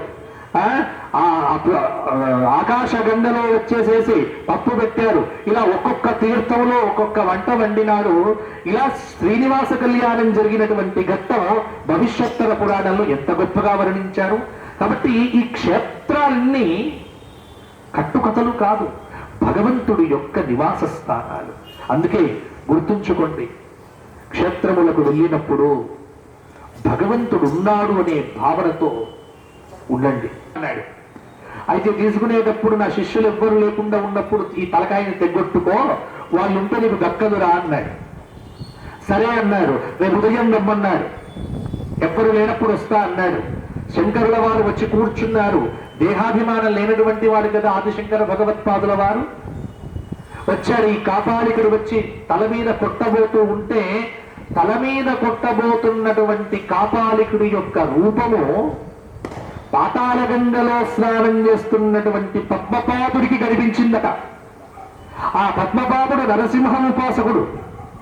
ఆ నరసింహ ఉపాసకుడైనటువంటి పద్మపాదుడు పాతాళ గంగ నుంచి రివ్వున ఒక గంతున పైకి లేచి నరసింహ ఆకృతితో వచ్చి ఏ ఖడ్గము వ్యక్తి ఆదిశంకరుల తల మీద కొట్టబోతున్నాడో అదే ఖడ్గాన్ని పెట్టి ఆ కాపాలికుడి తలకాయని ఎగరగొట్టినటువంటి సంగతి శంకర విజయంలో ఉంది. అప్పుడు శంకరులు చూచి శంకరులకు నరసింహుడు కనిపిస్తాడు. అప్పుడు ఆయన తత్ప్రభు జీవ ప్రియమిచ్చసి చేత్ నరహరి పూజాం కురు సతతం ప్రతిబింబాలంకృతి ధృతి కుశలో బింబాలంకృతి మాతనుతే చేతో భృంగ సరసిరుహ అని ఎంత అద్భుతమైనటువంటి స్తోత్రము. నరసింహ పంచరత్న స్తోత్రం. ఈ స్తోత్రములు ఒక్కొక్క స్తోత్రానికి ఒక్కొక్క చరిత్ర ఉంది. కాబట్టి భగవంతుడు ఉన్నాడు అని చెప్పటానికి ఇంతకంటే మీకు నిదర్శనం ఏం చెప్పాలి? శంకరులకు కనిపించిన నరసింహుడు. అందుకే ఈ రోజున శృంగేరి పీఠంలో నరసింహ ఉపాసనే చేస్తారు ఎక్కువ. శృంగేరి అద్వైత పీఠం. సంప్రదాయం అంతా నారాయణ సంప్రదాయమే. వారు సంతకం పెట్టారు, నారాయణ స్మరణం అని పెడతారు. ఆరాధనీయ దేవత ఎవరు? నరసింహుడే. అద్భుతమైన శాలిగ్రామం ఉంది శృంగేరిలో. ప్రతిరోజు జగద్గురువులు లోక కళ్యాణం కోసం ఆరాధన చేస్తారు. కాబట్టి భగవానుడి యొక్క శక్తే ఈ జగత్తును కాపాడుతూ ఉన్నది. ఆ అవ్యక్తమైనటువంటి ఆ స్వామి ఈ రోజున ఇక్కడ మీకు ఈ సర్వమంగళ రామలింగేశ్వర స్వామి వారి దేవస్థానంలో కూడా వ్యక్తమై ఉన్నది. ఒకే శక్తి పలు విధాలుగా భాషిస్తూ ఉంటుంది. కాబట్టి మీరు నమ్ముకుంటే మీకు భగవంతుడు ఇక్కడే కనిపిస్తాడు. అంత విశ్వాసం, అచంచలమైన విశ్వాసం కావాలి. అందుకే భగవంతుడి దగ్గరికి ఆప్షన్స్ ఉండకూడదండి. ఎప్పుడు కూడా ఆప్షన్స్ పెట్టొద్దు భగవంతుడికి. అన్యథా శరణన్నాస్తి అంటేనే కదులుతాడు. నాకు నువ్వు వద్దు, నాకు స్టార్ హెల్త్ ఇన్సూరెన్స్ ఉంది అని మనం హెల్త్ ఇన్సూరెన్స్ నమ్ముకుంటాం కానీ భగవంతుడిని నమ్ముకోం. ఆ ఇన్సూరెన్స్ కడితే గానీ మీకు పాలసీ రెన్యూ కాదు. 1 సంవత్సరం కట్టకపోతే మీకు ఏమీ ఇవ్వడు అని ఒక్కసారి దండం పెడితే యావజ్జీవితం మీకు ఇన్సూర్ అయిపోతారు భగవంతుడి దగ్గర. ఎందుకు గ్రహించట్లేదు? కాబట్టి నమ్ముకోవలసింది ఈ లౌకికమైన ప్రపంచాన్ని కాదు, అలౌకికమైనటువంటి దైవాన్ని నమ్మండి. ఆ భగవంతుడి యందు ఎంత విశ్వాసం చేయండి. విష్ణు సహస్రనామం చేయండి. చక్కగా ఈ సర్వమంగళ సమేతమైనటువంటి మోక్ష గణపతి ఉన్నటువంటి ఈ దేవాలయంలో శివ సహస్రనామ పారాయణం చేయండి, ఎంత అద్భుతమైనటువంటి శక్తి వస్తుంది. ఆ వైబ్రేషన్స్ మీరు అనుభవించాలి. ఒక పారాయణం చేస్తే వచ్చేటువంటి శక్తి ఎంత ఉత్పన్నమవుతుంది అనేది మాటల్లో వర్ణించలేం. మన యొక్క నుదుటి రాత కూడా మారవచ్చు ఎప్పుడు? ఇటువంటి పారాయణాదుల వల్ల. దీనికి సంబంధించిన కథలే మార్కండేయ పురాణంలో ఉంది. 16 ఏళ్లకే ప్రాణాలు పోవలసిన వాడు మార్కండేయుడు, కానీ కల్పాంత జీవిగా ఉన్నాడంటే ఇవ్వలేదా అనుగ్రహం? కాబట్టి భగవంతుడు కర్మను మారుస్తాడా? భగవంతుడు కర్మను మార్చడం కాదు, కర్మను ఎదుర్కొనేటువంటి మానసిక స్థైర్యమును భగవంతుడే ఇస్తాడు, గుర్తుపెట్టుకోండి. అందుకే నమ్మండి, అచంచలమైన విశ్వాసంతో భగవంతుణ్ణి నమ్మిన వాడు ఎప్పుడు నమే భక్త ప్రణశ్యతి. భగవంతుణ్ణి నమ్మిన వాడు ఎక్కడ ఓడిపోవడం అంటూ లేదు. ఇది తెలుసుకుంటే సరిపోతుంది. కాబట్టి తరతరాలుగా వస్తున్న దేవాలయ సంప్రదాయాన్ని ఎంతో అద్భుతంగా మాచిరాజు రవికుమార్ గారు వారి కుటుంబ సభ్యులు దేవాలయం ఈ రోజున ఇది శాశ్వతం, మనం అశాశ్వతం. వారి తాతగారు చేశారు, వారి దగ్గరికి వచ్చింది, ఆ తరం నెక్స్ట్ తరానికి ఇవ్వాలి. హిందూ ధర్మంలో పోతున్నది ఏమిటి అంటే ఇక్కడే. ఎందుకంటే చాలా మంది హిందువులు, నేను ప్రతి సంవత్సరం అమెరికా తిరుగుతుంటా కదా, నేను వెళ్ళినప్పుడల్లా చాలా మందికి చేసే ఉపదేశం ఏంటంటే, గురుగారు ఏం చేయమంటారు, వచ్చేయండి, ఇండియా వచ్చేయండి, మీ అమ్మ నాన్నలు ఎదురు చూస్తున్నారు, రండి రండి రండి. కొంతమంది అయినా విని ఇంటికి వచ్చిన వాళ్ళు కూడా ఉన్నారు. కాబట్టి మన తరతరాలకు మన సంస్కృతిని అందజేయాలి. దేవాలయం ఉంటే ఊరు బాగుంటుంది. మనమందరం వెళ్ళిపోతాం, కానీ ఆ రామలింగేశ్వరుడు మాత్రం ఇక్కడే ఉంటాడు, సర్వమంగళ దేవి ఇక్కడే ఉంటుంది, అలాగే ఆ మోక్ష గణపతి ఇక్కడే ఉంటాడు. కాబట్టి వారు మాత్రమే సత్యం, మిగతాదంతా అసత్యం. వారు సత్యం అని హృదయంలో తెలుసుకోవటమే జ్ఞానం. దానికోసం చేసే సాధనయే అనుష్ఠానం. అది మీరు మొదలు పెట్టండి. ఎలా అంటే రోజు సహస్రనామ పారాయణం చేయండి, రోజు ఒక సహస్రనామ పారాయణం చేయండి. చూడండి శక్తి ఎలా ఉంటుందనేది. కష్టాలంటారా, కష్టాల గురించి ఆలోచించకండి. కష్టం వెళ్ళిపోతున్నది అంటే మనం చాలా ఆనందపడాలట. ఎందుకు అంటే అది వెళ్ళిపోతూ వెళ్ళిపోతూ ఏం తీసుకుపోతుంది తెలుసా? మన పాపాన్ని తీసుకుపోతుంది కష్టం. సుఖం వెళ్ళిపోతూ వెళ్ళిపోతూ వెళ్ళిపోతూ మన పుణ్యాన్ని తీసుకొని పోతుంది. అందుకే సుఖాన్ని పొందేటువంటి వాడే చాలా జాగ్రత్తగా ఉండాలట. ఎందుకంటే ఇంత సుఖం ఉన్నది అంటే నాకెప్పుడో అయిపోయింది, నా పుణ్యం అంతా క్లాస్ అవుతూ ఉన్నది, పోతోంది. కానీ కష్టం మాత్రం నువ్వు అనుభవిస్తున్నంత కాలం నీ కష్టాన్ని, నీ పాపాన్ని తీసుకొని పోతూ ఉంటుంది, నేను శుద్ధి చేస్తూ ఉంటుంది. కాబట్టి కష్టం అనుభవిస్తున్నప్పుడు భగవంతుణ్ణి ఇష్టపడటం, భగవత్ స్తోత్ర పారాయణం చెయ్యటం మనందరికీ. అందుకే కుంతి కోరినటువంటి కోరిక, విపద సంతు నహ శశ్వత్ తత్ర తత్ర జగద్గురో భవతో దర్శనం యత్ స్యాత్ అపునర్భవ దర్శనం. కాబట్టి భగవంతుణ్ణి నమ్మినటువంటి వారికి ఏ ఇబ్బంది లేదు. దానికి నిదర్శనమే కుంతి చరిత్ర, ప్రహ్లాద చరిత్ర, గజేంద్రుడి యొక్క చరిత్ర, విభీషణుడి యొక్క చరిత్ర. ఇలా ఇవాళ ఎన్నో వచ్చాయి, ఇంకా ఎంతో చెప్పాలి.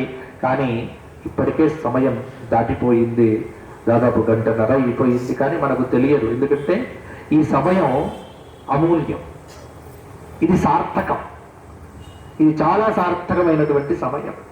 ఎందుకంటే ఇది మీకు అకౌంట్ నిండా మీకు పుణ్యాన్ని ఇస్తూ ఉంటుంది. ఎందుకంటే భగవంతుడి యొక్క చర్చ గురించి, భగవంతుడి గురించి 4 మాటలు ఇక్కడ నాకు ఇదే తృప్తి. ఇప్పుడు ఇంత ఈ ప్రయాణంలో ఇన్ని 8 గంటలు 6-7 గంటలు రావటం, 8 గంటలు వెళ్ళటం ఈ కష్టం కాదు. ఎందుకు అంటే ఆ 16 గంటల ప్రయాణానికి ఈ గంటన్నర అనేటువంటిది ఎనర్జీ.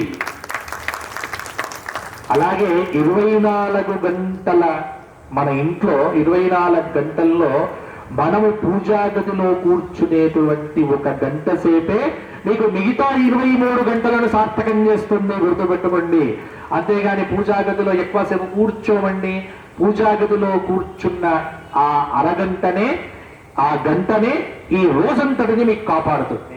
ఇది తెలుసుకోండి చాలా మంది. కాబట్టి అది సమయం, ఇదే మనకు అద్భుతమైనటువంటి సమయం. ఇటువంటి సమయం మీకు జీవితంలో ఎప్పుడూ రావాలి. ప్రతిరోజు భగవత్ కథను వినండి, భగవత్ కథాశ్రవణం చేయండి. అలాగే శివ సహస్రనామం, విష్ణు సహస్రనామ స్తోత్ర పారాయణం చేయండి. అన్నీ భగవంతుడు చూసుకుంటాడు.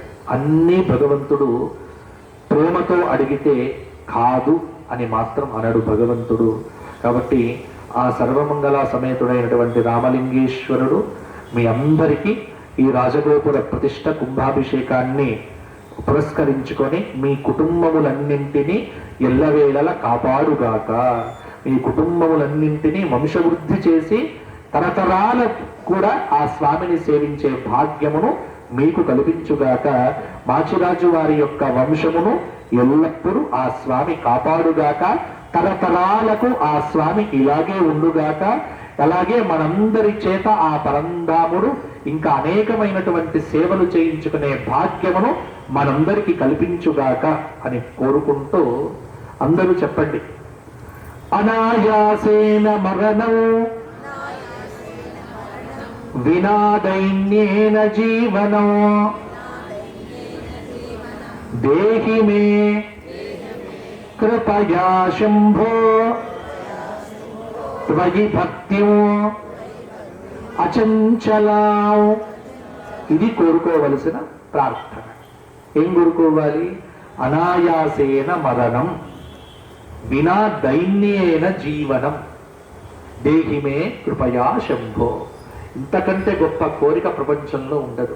ఆ ఈశ్వరుడు మీకు అనుగ్రహించుగాక అని కోరుకుంటూ నా ప్రవచనాన్ని ఇంతటితో ఆపుతున్నాను. ఆయన కోరిక, ఎందుకంటే రవికుమారి గారి కోరిక. నేను చాలా రోజుల క్రితం అనుకున్నాను, అమలాపురం చాలా సందర్భాల్లో వచ్చాను, కానీ ఎప్పుడు ప్రవచనం చెప్పడానికి మాత్రం రాలేదు. ఆ క్రెడిట్ మాత్రం రవికుమార్ గారికే దక్కింది. చాలా సందర్భాల్లో అడిగిన వాళ్ళు ఉన్నారు, ఇక్కడ చాలా మంది అడిగారు, కానీ నేను మా డేట్లన్నీ కూడా ఎప్పుడో 6 నెలల ముందే ఉంటాయి కాబట్టి చాలా మందికి ఇవ్వలేకపోయాం. కానీ యాదృచ్ఛికంగా నేను వేరే దేశానికి వెళ్తాను అని ఖాళీ పెట్టుకున్నటువంటి రోజు ఏదైతే ఉందో అది ఈ విధంగా దక్కడం అనేటువంటిది అది ఈశ్వర సంకల్పం. కాబట్టి ఆ ఈశ్వరుడు ఎల్లవేళలా మనందరికీ ఇంకా మంచి అవకాశములను ఇచ్చుగాక అని కోరుకుంటూ నా ప్రవచనాన్ని ఇక్కడితో ఆపుతున్నాను. స్వస్తి. నమః పార్వతీపతయే. హర హర మహాదేవ. ఏడుకొండలవాడ వెంకటరమణ. అవధూత చింతనం శ్రీ గురుదేవ దత్త.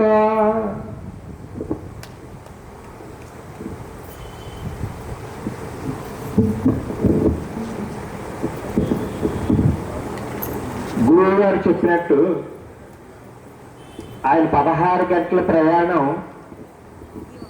ఈ గంటన్నర శక్తి ఇస్తుంది అన్నారు.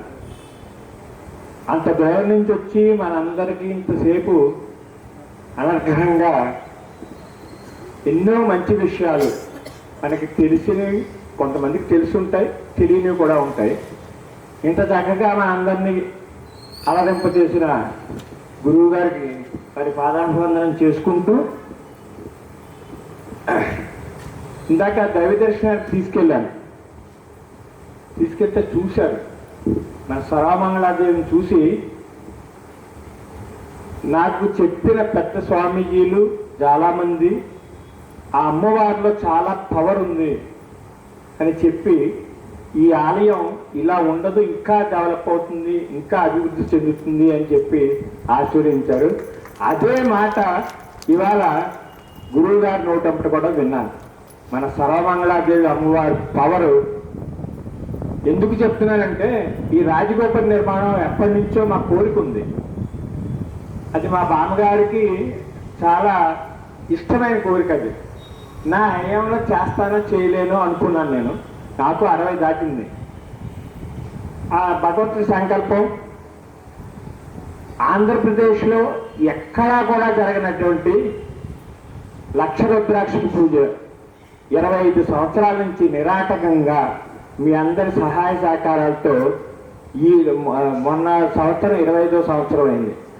ఆ సంవత్సరం నాకు స్ఫూర్తిచ్చి రాజగోపుర నిర్మాణం చేపట్టేద్దామని చెప్పి దిగాను. మీరు నమ్మరు,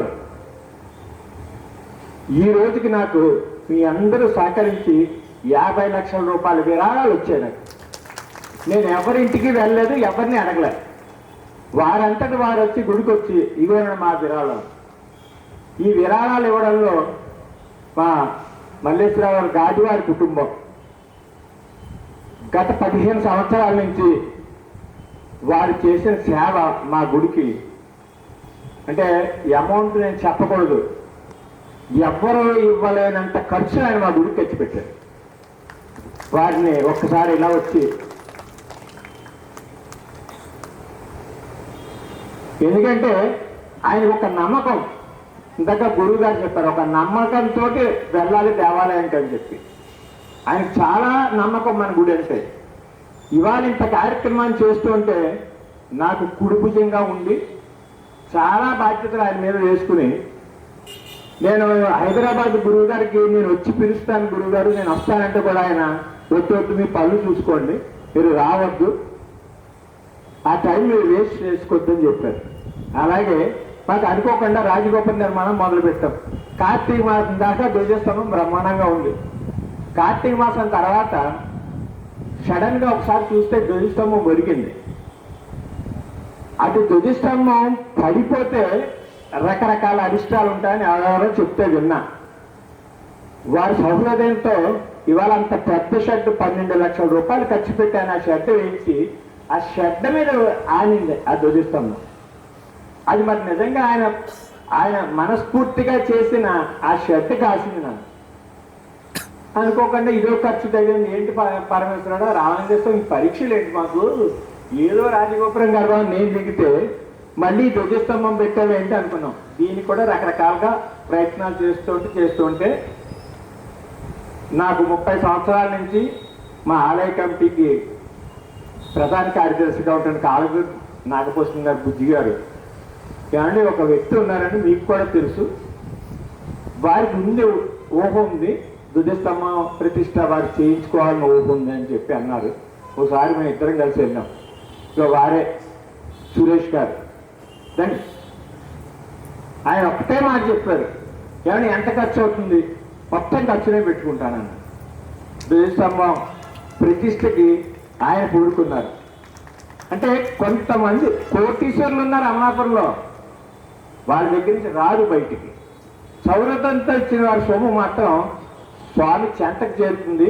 ఆ స్వామి ఆశీస్సులు వాళ్ళకి ఎప్పుడు ఉంటాయి. ఇంత కాలాతీతమైనా కూడా మీరు ఉన్నారు కాబట్టి మీ అందరికీ ధన్యవాదాలు చేసుకుంటూ, రేపు కూడా ఉదయం 8 గంటల నుంచి మన కార్యక్రమాలు ప్రారంభమవుతాయి. రేపు పుష్పేశ్వర స్వామీజీ వారు వస్తున్నారు మనకి. వారు 10:30 మన ఆలయానికి వస్తారు. రేపు సాయంకాలం మళ్ళీ 6 గంటలకి వారి అనుగ్రహ భాషణ ఉంటుంది.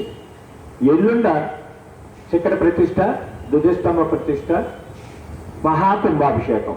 2011లో మన అందరం కలిసి మహాకుంభాభిషేకం చేసాం.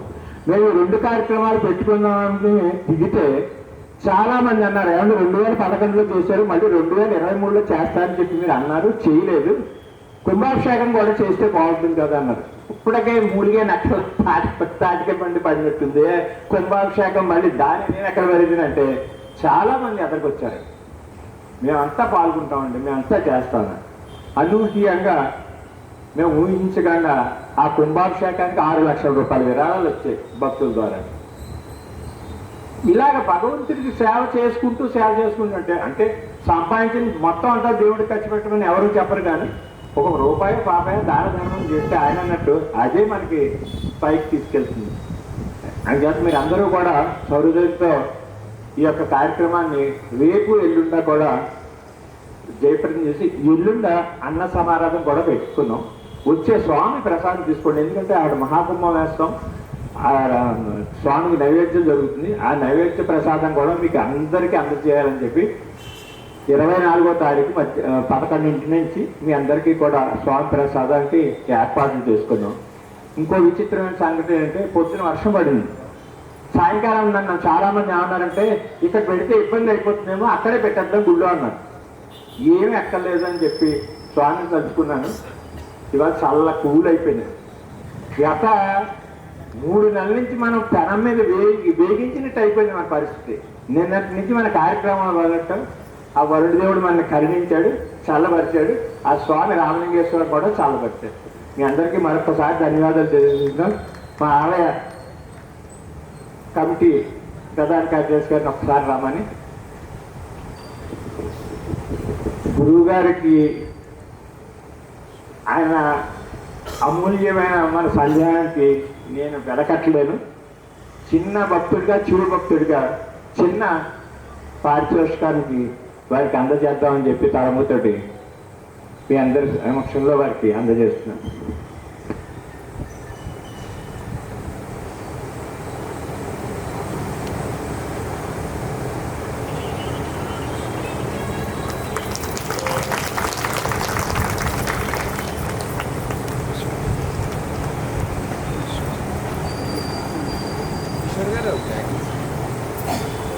కిషోర్ గారు